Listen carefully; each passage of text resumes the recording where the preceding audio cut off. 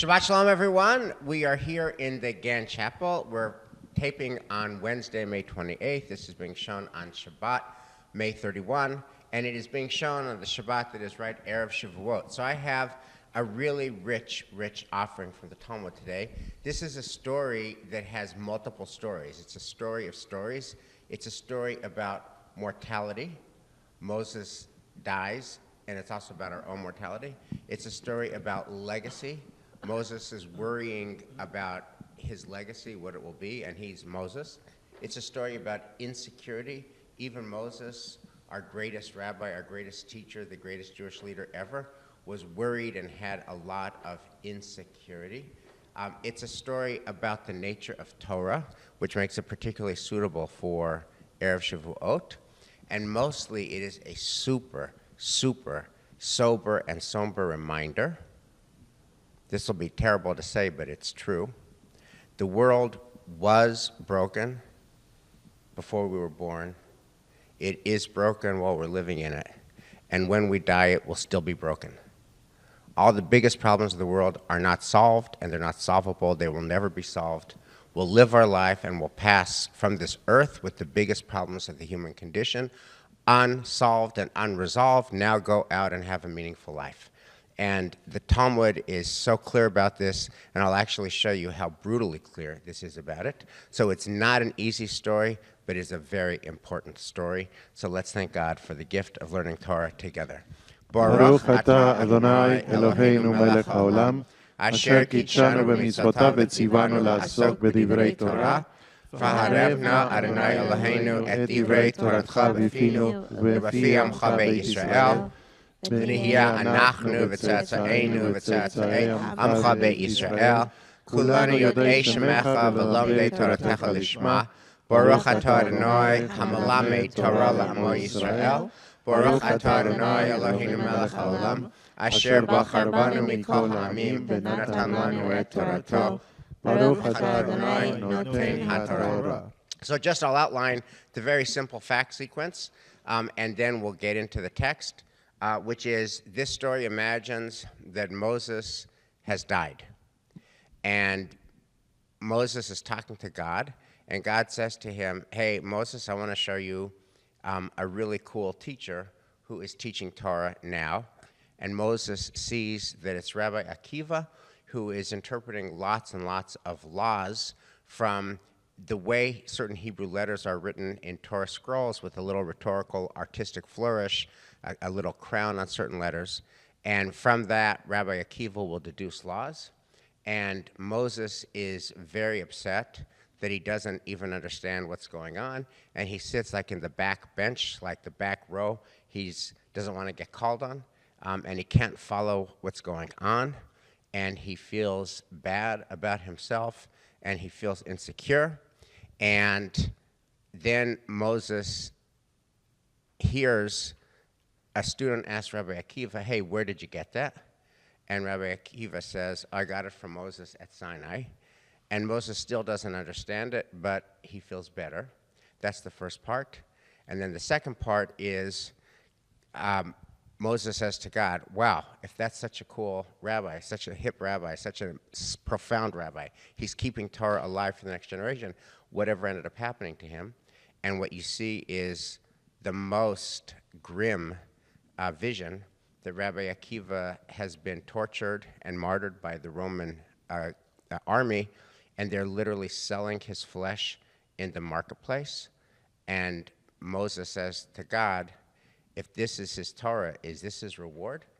And God says, shut up. And the story ends. And so we have to make sense of all of that pieces. So, Aliza, will you pick up with page 1 of the handout? The Gemara? Yeah. The Gemara turns to the topic of Tagin, beginning with the Aggadic narrative. So just pause for a second. Dan, you are our Torah reader. You've read the whole Torah many times over. Could you explain to the crowd, if they were looking at a Torah parchment, at a Torah scroll, what's a Tagin? It's the little decorative parts of the letters, and some of them have, as you said, crowns. Some of them just little flourishes. Interestingly enough, if you look at the Holocaust Torah, from Czechoslovakia, it has none of that, which is really an interesting thing. But yes, that's what a tagine is. Okay, so thank you, Dan. Keep going.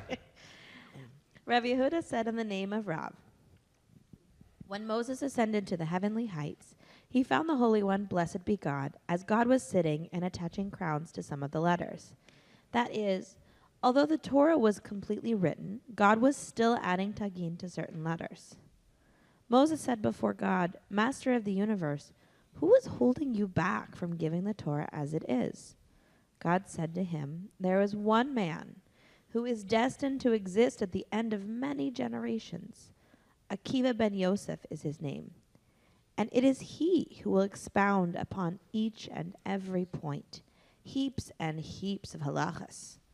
Moses said before God, Master of the universe, show him to me. God said to him, turn around, see who is behind you. He found himself in Rabbi Akiva's class.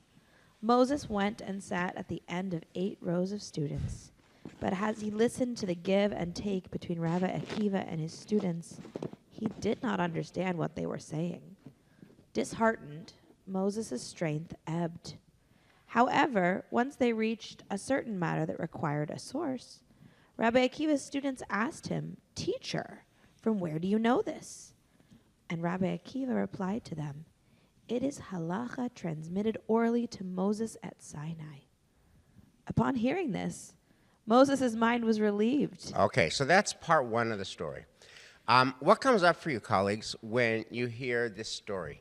And it's, of course, about Moses, but it's also principally about us. It's about humans. It's about the human condition. What is this story saying so far? So I think that I only shared this with Michelle once.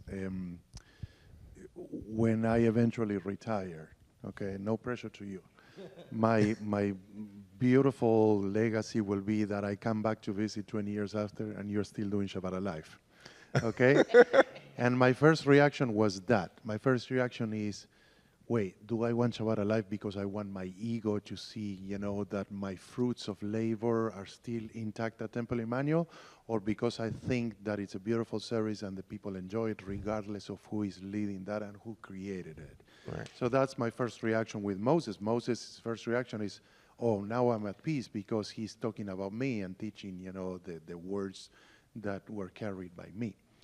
But, I don't know if you want to go further, but in the footnote 14, it's really beautiful that it says this was not an issue of pride. Moses was the humblest of all men, and rather he was relieved when he realized the Rabbi Akiva external mode of Torah leads back to the same internal understanding of the Torah. Okay, thank you. Other voices? I have a moment that I love even before that, which is like a moment that I experience in my professional life and also like as a parent, that moment where like Moses is in the kitchen with God and is like, seriously, do you have to make everything perfect? Like, isn't it good? And like, just what's holding you up from just giving the Torah? It's good enough. Why are you doing all this extra stuff? All the crowns. Yeah, and and God's like, Moses like, it's good enough. Like, don't let perfect be the enemy of the good. Just like get the Torah out to your people. What's the point of all this? And I love that impatience, and I love God's determination to have every detail attended to, because in the future there's going to be somebody who's super detail oriented who's going to appreciate that. So do that reflect any conflicts you have in the kitchen, or? Every once in a while there might be tension in my life between that. So what comes up for you is that God, the whole tagin notion, the crowns and flourishes notion, is why can't you just let it be as it is, like a Holocaust Torah, without the flourishes? And yet in the story, it's exactly those little crowns and flourishes that allow Rabbi Akiva to display his greatness, that he's able to interpret all these laws from them. And that precision actually holds back the process. Like, you can imagine Moses for 40 days is like, God, like, really, I'm so hungry. I'm ready to go down. Like, can't you just be done? Yeah. Yeah, it's so interesting. I love this story because it's the first science fiction that I think we're given. Here they are, they're doing time travel, and it's just such a cool and fun story. But whenever I studied it before, I always focus on Moses and his sense of meaning and his, like, God why me? Why all of this? And because the last part says that, he sees a kiva and he finds comfort. I always did think that was about himself, but this read pulls out this very nice gloss about, it's really about God and vision. And so I want to imagine what it looks like for any of us to emulate God in that way and to see beyond what is going to be right in front of us. Moses is what's right in front of him. The people waiting for their Torah is what's right in front of him.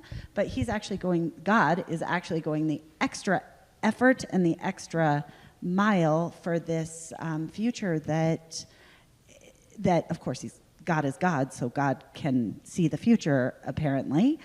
But, right? But even so, if you imagine that we don't see that, but we're supposed to be like God, what does it look like to plant a vision that's beyond this space, this moment, and imagines that some small thing that we do now could have an impact that much more later? It circles back to that question of meaning. What is your life for?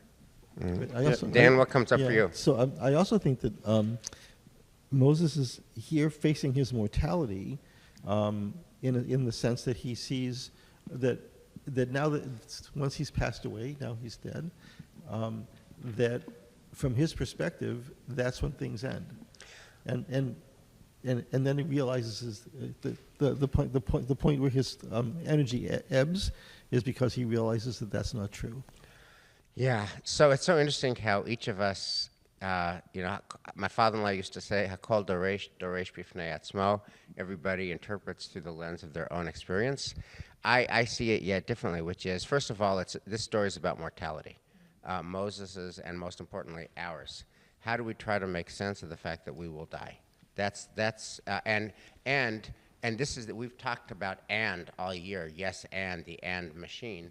Can you live your life deeply in love with life, deeply savoring every day that you have while you have it, wanting more years, wanting more months, wanting more days, and be deeply okay with our finitude and our mortality at the same time? And part of that, and so Moses' death is an occasion then to talk about his legacy. And here's what I don't buy the footnote at all. To me, what this is about is, what will our legacy be? And do I connect with those who follow me? Children, grandchildren, great-grandchildren. Will they even know my name? Will they even know what impact I will have had? And I think about this all the time in terms of, I've been in my own family when our beloved senior parents can't hear so well. And we're at a multi-generational meal, like Thanksgiving or Pesach Seder, and the younger generation, the grandkids or the great-grandkids, are talking, and the older generation, first of all, can't hear. And what are you saying? I can't hear. I can't follow. And then also, they don't understand what they're talking about. Beyonce, what's a Beyonce? And and Taylor Swift, the Eras Tour, what tour? What Eras? E-R-A-S? Eras? What's the Eras Tour? And they can't follow what is going on, and they can't literally hear what's going on, and they wonder, what is my connection to the future? And the other thing about this is so deeply human, which is we all have a need to matter. Like, we matter. Will we still matter? Will we still matter? And what the power of the story for me is Moshe Rabbeinu, the greatest Jew ever, the greatest rabbi ever, the greatest leader ever, is still so human. Will I matter? Do I matter? And when he doesn't understand the story, and he's in the 8th row in the back of the classroom, his spirit ebbs. And when Rabbi Akiva says, "No, I got this from Moses," Moses still doesn't understand how, but he understands that he still matters. And to me, it speaks to our insecurity, that insecurity comes with the human package. So, Wes, question for you. You Yeah. said that you don't buy the footnote. Right. So you think that he's clearly talking about himself? Absolutely. He is right. And I think any of us who is about to die would be thinking, what has been my impact? And do I matter? Will I matter? Will anyone still remember me? And what's so human about this is that even Moses, the greatest ever, is beset with imperfection. that imperfection comes with the package. So far, those are some heavy themes: mortality, legacy, imperfect legacy, what's our reach, insecurity, and all these other things. And then the story gets even harder. So pick it up, Lisa. He returned and came before the Holy One, blessed be God. Moses said before God, Master of the universe, you have someone like this, and you give the Torah through me? Give it through Rabbi Akiva. God said to him, Shtuk, quiet. Thus has it arisen in the thoughts before me. This is part of my greater plan, to which you are not privy. Moses said before God, Master of the universe, you have shown me his Torah. Now show me his reward. God said to him, Turn around and see what is behind you. Moses turned around and saw that people were weighing the flesh from Rabbi Akiva's body in the butcher's meat market in order to sell it. Moses said before God, Master of the universe, this is Torah and this is its reward? God said to him, Shtuk, quiet. This is part of my greater plan, to which you are not privy. Now, I just wanted to point out one thing about the story before we surface it for comments, which is the story is even more grim than the martyrology on Yom Kippur, right? Because the martyrology on Yom Kippur, which I don't believe Elias, you and Michelle do in your services, we don't do it in the community hall or sanctuary. I think Reisman and Miniam Or do it, but in the community and sanctuary services, we don't do it. So let me just read from Eila Ezkara, the martyrology, the martyrdom of Rabbi Akiva, which this is worse than. The Romans decreed that the people of Israel no longer will be allowed to study Torah. Rabbi Akiva publicly convened assemblies, continued to teach Torah. He was captured and imprisoned. The hour of execution was the time for the recitation of the morning Shema, so as they scraped his skin with iron combs, he recited the Shema, accepting the yoke of sovereignty of heaven. His pupils cried out, even now, and he said to them, all my life I was troubled that I could not fulfill the verse to love God with all your soul. That is, even should God take your life. I ask myself, when will the time come that I can fulfill this verse? Now that I have the possibility, shouldn't I fulfill it? He prolonged the word one, echad, so that his soul left him as he uttered the word one, echad. So that's the story in the martyrology. And in the Talmud, what you have is the coda, which is that after the Romans torture him to death, they sell his flesh at a meat market, which is a very deliberate, really sober coda, and to which the response of what? This is Rabbi Akiva and this is reward is shut up, shtok. What meaning do you make of this second half of the story? So, I'm not an expert in Talmud, so I would give you the floor to explain this horrible story. Well, I wanted to say, I think that the Talmud is really deliberate here, because shtok comes twice. Shut up comes twice. And the first comes from this question where Moses is like, dude, you have me and you have him, and like he's this brilliant scholar, and I'm going to his class, and I'm sitting in the last row, and I don't even understand, and I was the one that got this first, and you picked me? Like, God, seriously? And God's like, no. And that question then comes a second time. So I think we're being invited to see these two stories as somehow related. And what we can see as people who love and admire Moses is that his ability and his skill goes beyond what we can see with our eyes, and goes beyond his speech impediment, and goes beyond his, like, there's something about him that is crucial to the revelation of Torah.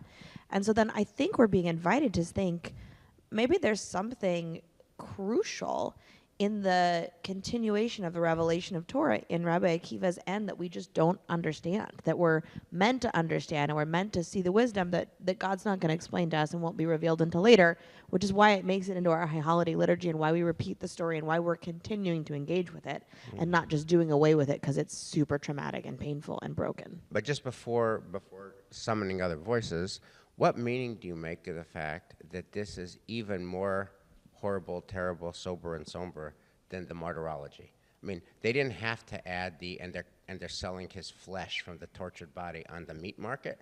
That feels like a really a deliberate, very purple element to end on.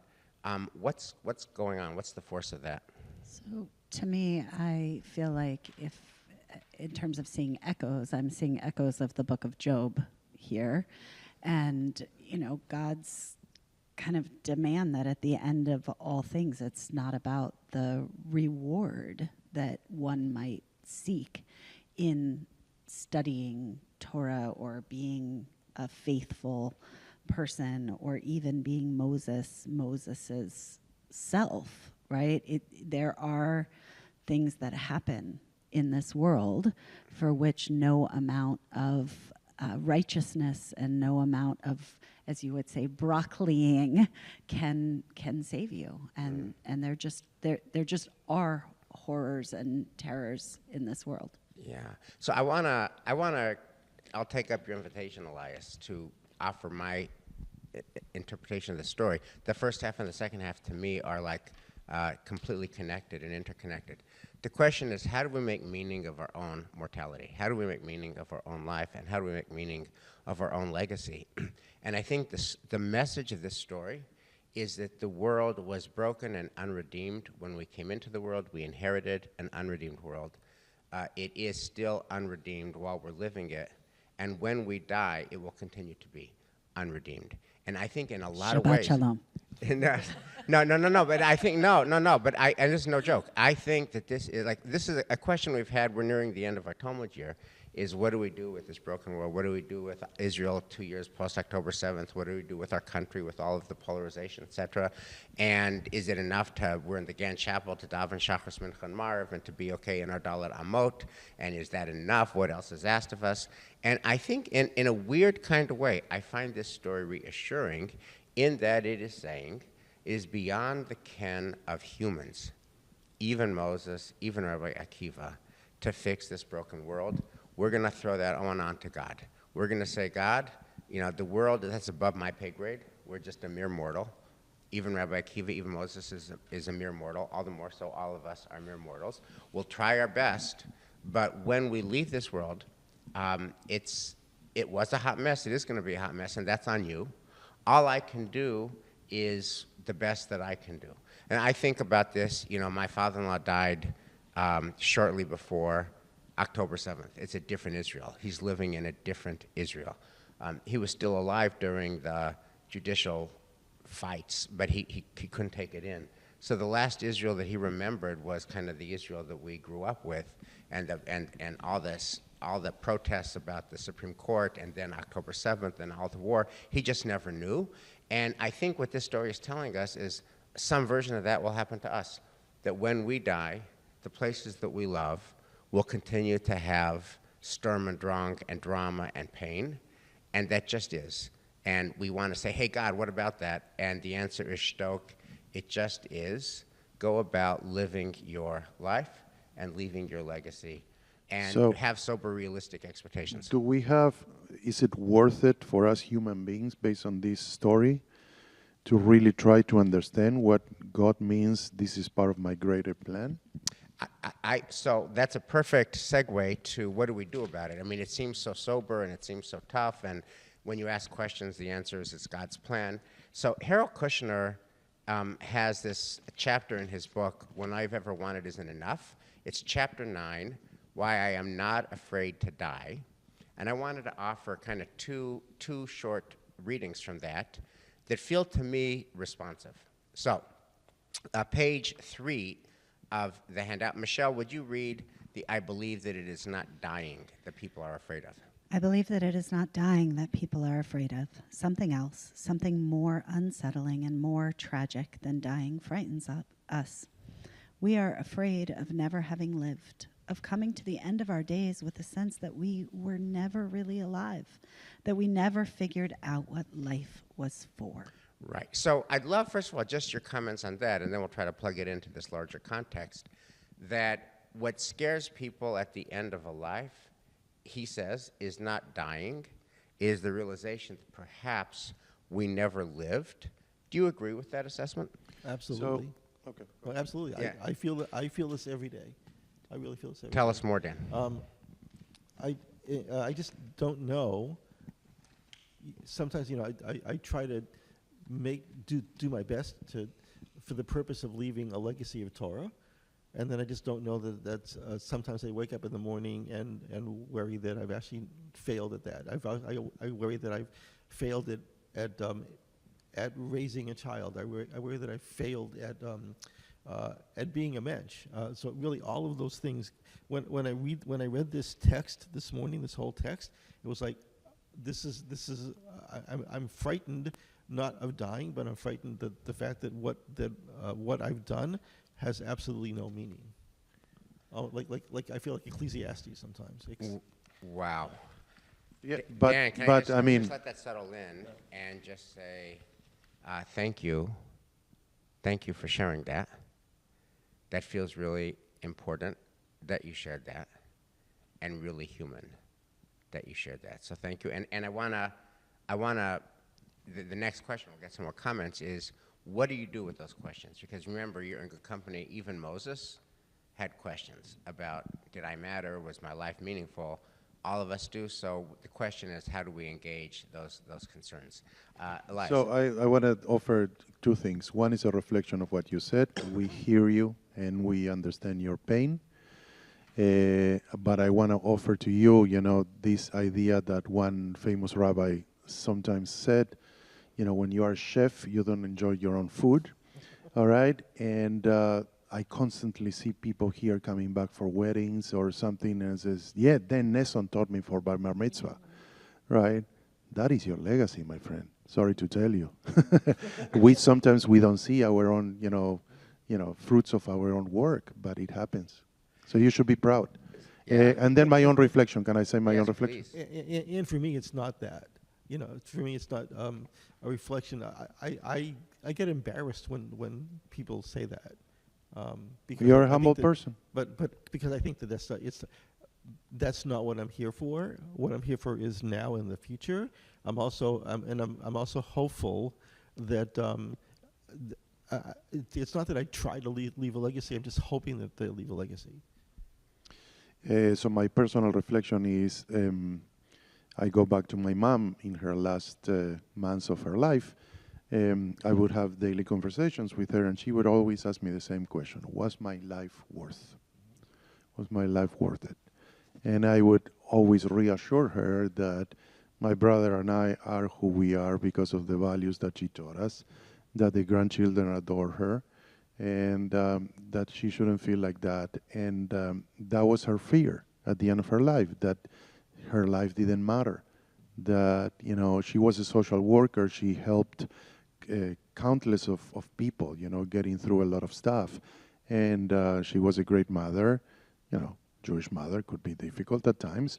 But, I had to reassure her. And those were questions that she never, rose before the last stages. I want to move a little bit away from mortality and death, because I think that the question about what happens between the generations is really important. And I think about, what would my great-great-great-grandfather, who was a Hasidic rabbi, think of me today? Would he in any way understand my work, my role, the Judaism to which I have committed myself, the way in which I practice? I don't know, and I don't know if it would bring him joy or pride, or if he would feel like I'm a big disappointment. That's such an interesting question to me, and I think about this too. We've been blessed. There have been so many people who have chosen to commit themselves to becoming part of the Jewish people this year. And one of the questions that we often ask candidates at a Beit Din is how is your family processing this choice? And one of the things that we've talked about is how would you feel? How would I feel if Eder came to me one day and said Mom, I appreciate everything you've done for me, but I've found my path in the world. I feel most connected as a Catholic or as a Muslim or as a Hindu, and I'm gonna become a minister, a priest, or an imam, and that's really where I find my calling. And how would I feel about that? And to me, that's the Moses Akiva thing. The Judaism that Moses lived, the communication that Moses had with God, is so radically different from what Akiva experiences and what Akiva is living. And how do we process that? Like, and I would say, in my own story, I think for my great-great-great-grandfather, I am there is a real way in which I'm continuing his legacy. I'm doing the same work that he did in a really different way, but there's also a way that I'm undermining his legacy by the very fact of my existence. So all of that is true. It's such an interesting thing to ponder how we deal with that. So let me try to sum up the conversation, which is Harold Kushner is saying that what people fear is not having lived and not having mattered. And Dan, you share concerns that we all have in our own way about have I lived, have I mattered? And then Eliza, you bring in the cross-generational idea, right? I mean, I am the strongest rabbi I know in the conservative movement who endorses interfaith marriage. As you know, this is not the topic today, but I believe that that is our biggest problem, that we're getting it wrong, that we should be doing intermarriages according to the discretion of local clergy. I've been saying that for 15 years. My father disowned his family members for doing that. My mother disowned her sister for doing that. So that issue of cross-generational difference is real. And the question I want to kind of bring to a close is Rabbi Kushner's really interesting response to, therefore, how do I live with all those tensions, the differences between us and our future generations and past generations, all the insecurities we have, does it really matter? So, Dan, I'm wondering if you would read, this is page 6, A Life of Meaning, and if you could read this, slowly and with passion. And my question to you is, does it help you as you think about what you shared? A life of meaning. Yeah, a life of meaning is achieved not by a few great immortal deeds, but by a lot of little ones. The challenge is not to rise above the level of everyday life by some superhuman effort. The challenge is to find something truly human to do every day of our lives. When you realize that you do not have time for everything, when you find out that trying to cram everything into a 24-hour day leaves you tired, leaves the things you do incomplete and half-baked, and leaves the people you share life with feeling that you never stop moving long enough for them to get to know you, what are the non-negotiable elements of your life? What are the things you absolutely must have to do so that you can feel that you have lived your life and not wasted it? In our explanations of Ecclesiastes and of our own lives, we have identified 3 things: belong to people, accept pain as part of your life, know that you have made a difference. So let's just pause here, right? This is his 3, portable, memorable points for how to lead a worthy life while we are alive. Belong to people, accept pain as part of your life, and know that you have made a difference. What comes up for you when you hear his formula? And then I'll start with you. Does his formula, belong to people, accept pain, and know you've made a difference, does that respond in a helpful way to the questions you're asking yourself that you have shared? Yeah, I think it does. I would say of the 3, the one that's most meaningful is the first. Belong to people. Belonging to people. And I think that I have had difficulty with that. I have spent much more of my time the person that's running around, always at the other end, always doing too many things, to spend the time to actually spend the time to really be with people and get to know people. So I think this of what everything that's said here, I think that's the most meaningful for me. Thank you, Dan. Colleagues, how do you respond to Yes, this? I like them all. To me, the most important one is accept pain as part of your life. And tell us more. Pain makes you stronger, all right? And it's so beautiful what he says later after there are some reflections that Rabbi Kushner does about, that it's unavoidable to have pain in your life. No matter which circumstances you are, no matter how happy you are, no matter how rich you are, how many people you have surrounded you, or how many, friends you have, or how popular you are, pain is going to come to your life. And pain will make you stronger. Michelle, what comes up for you when you read this? Or not. I mean, just circling back to the Akiva Moses story, right? If part of the answer is that, and it's definitely Kushner's theology, if part of the answer is sometimes bad things happen to good people, and it's not that, if you're in it for the reward, if you're in it for the accolades, if you're in it for even maybe perhaps your legacy, you might be in it for the wrong reason. That actually, you asked about that horrible story about Akiva at the end. Maybe a piece of that is exactly what he's saying, that pain comes with the package, and there's nothing that we do or say that could change that. There's only the question of, can we be with the people who we are, getting the meaning from what we are doing now with some sense of hope that example that we set in our moment will shape something in this world but you for the cannot, positive, you cannot even avoid when feeling we the pain. can't see it. You Correct. cannot avoid feeling No, pain. that's exactly what I'm saying, right? The pain is there, and the question is, even when you can't see it, can you continue to work towards shaping this world? Thank you, Michelle.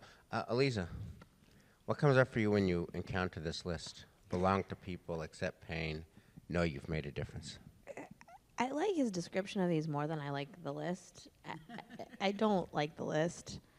There's always a critic in every crowd. I'm sorry. Here you are, I was hoping you wouldn't dumping call on me. Harold Kushner's list. He's gone, and you're dumping on his list. Art Rabbi imitates Kushner, life. I loved you. I loved you. Your Torah is brilliant. I just. Well, what do you not doesn't- like about But this there list? is always one mention about interfaith marriages as well. But yes, can't help myself. But what is your problem with this list, Elisa Berger? It doesn't speak to me. I think, in part, I'll start with the third one, like the know that you have made a difference. If you're sitting there with this existential sense of dread that you may not have lived to your fullest extent, then like it just feels like when you're having a panic attack and somebody says like, don't be nervous, and you're like, you know, like like I remember we went on our honeymoon and we were climbing this mountain. I have a terrible fear of heights. I was trying to be a good wife and like climb this mountain, and I was terrified, and these like little kids were running by and like, don't be scared, it's fine, as they like scale this thing, and I was like, that's the least helpful thing you could possibly say. And so in this way too, to say his basic premise is, as he elucidates later on, is that you don't know the impact of your life. You don't actually have a full sense, so you just have to have this kind of faith and knowledge that you have an impact beyond but what you've experienced. But I think that misses some of the crucial inner work that we have to do. And then like accept pain, okay, but like by the time you're doing this life reflection, hopefully you have accepted your pain. And what does it mean to do that in this stage? Shouldn't you be doing that at every stage? And then belonging to people, yes. But I think what he's really saying is that the active choice that you have to make, that I'm going home to do bedtime right now, even though I could be having an impact in the world, but I'm going to go home and do bedtime with my son because that matters to be present for him. That's the choice that he's saying to make. I just don't think it's clear enough to say to belong to people. It's not about belonging to people. It's about committing yourself to being present for the people. So that I think I like his ideas. I just don't like the articulation. Yeah. Can I say one more thing quickly? Yeah, please. So I like what he says later, that we, in general, as parents, we have this tendency of, try not for our kids not to suffer, not to go through pain. Try to minimize any kind of conflicts or any kind of, the reality that is going on in the world. And Rabbi Kushner says that we need to teach our kids that in the same way that bones break and heal, that our souls can heal. And I really like that about that, because, if you go through life owning a pain, you will appreciate much more all the blessings you have. Yeah, so thank you guys for this great conversation. I'll just say, I think that line, accept pain as part of your life, might be the most important line I've read in a book. I first read that line in this book in 1986, and that's almost 40 years ago. And it's just something that I think about literally all the time. The pain is something that you just live with, and that the art of life is to make a meaningful life in the ways that are meaningful to you with that pain, and despite that pain. It's part of the landscape. So I want to end, this is a covenantal time. We're about to stand at Sinai together. And I want to offer an ideal that is so hard to attain. And I want to offer a story where each of us saw it attained. And again, the ideal is that we love life. We want to live. We want more life. And that we're not afraid to die. And that we could be in love with life and deeply okay with our mortality at the same time. And it feels like a tall order. How can you be in love with life and want to live and want to be with your loved ones and want to be at the next event and want to be at the next bar mitzvah and want to be at the next bat mitzvah and want to be at the next moment? And you want that, and you know you're about to go, and you're deeply at peace with it. So I just want to share our teacher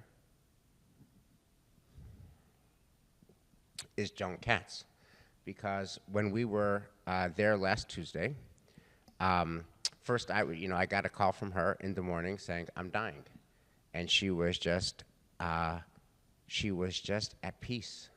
I'm dying. I'm going to die today. And I've been here a long time. I've been here 28 years, and I never had that call from somebody who is sentient, lucid, communicative, clear as a bell. She said, I'm going to die today. And, I ran there at 1496 Commonwealth Avenue and was talking to her, holding her hand, just deeply in love with life, deeply okay with dying at the same time. And then I asked her, would you like my colleagues to come and sing? And she said yes. And Michelle, you want to take the story from there, when the four of you came in? Joni joined us. She asked for the song Hatikva, and she joined us in every single word. And it's just beautiful, filled with hope, filled with love, and really an exquisite and incredible example of how to live and how to die. Yeah, and remarkably, what stays with me forever is in the funeral. You guys mentioned that she didn't say when she got the diagnosis, "Why me?" She says, "Why not me?" Right.